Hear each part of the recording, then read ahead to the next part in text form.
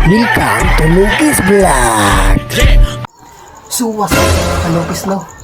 Ito nga pala ang ating White Hats, Pure White Hats over Gilmore F1, AAG F1. Ito naging ang anak niya ng F1 natin na ang galing AAG na Gilmore na Pure. Lupugi mga kanopis. Magasiling months na ito. Bunggo yung katawan, no? Lapad ng katawan. Manaw-manaw talaga sa tatay. Ngayong katapusan, mga 7 months ito. Kasi sa experience ko, nihat to 9. Ngayon ang pinakamagandang pick ng ating manok. Talagang buo sila. Magandang balahibo.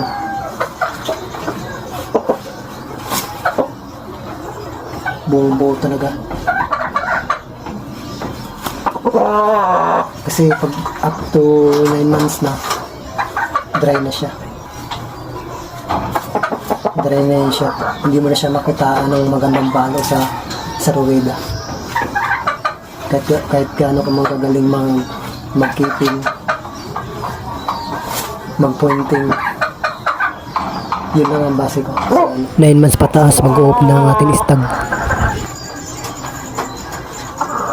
8 and a half to 9 months. Ayun ang pinakamagandang pick ng ating manok sa stag. Kung ilaban sa stag.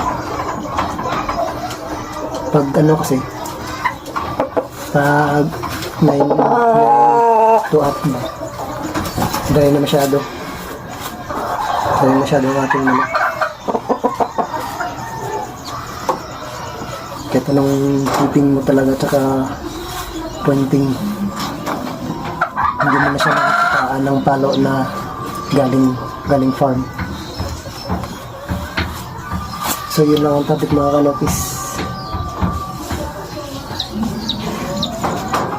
Ito ang ano natin, Pure White Hats over Gilmore AAG F1. Tatay nito. Tara, ating palakarin at makita niyo. Let's go!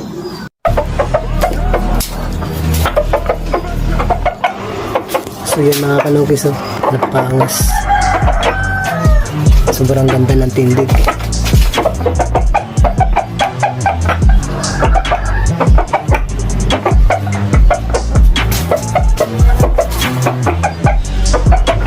Pogi.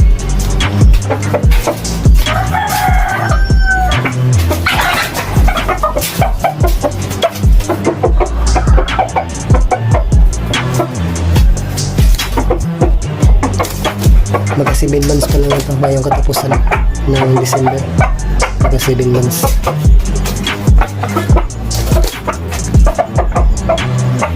Breeding purposes ito mga idol, mga kanopis. Not for sale. Breeding purposes only. Pure White Hats over Gilmore Hats AAG F1.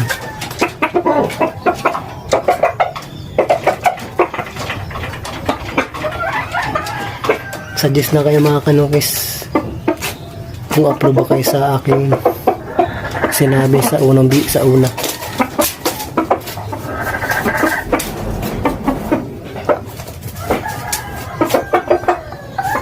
So yun lang mga kanokis.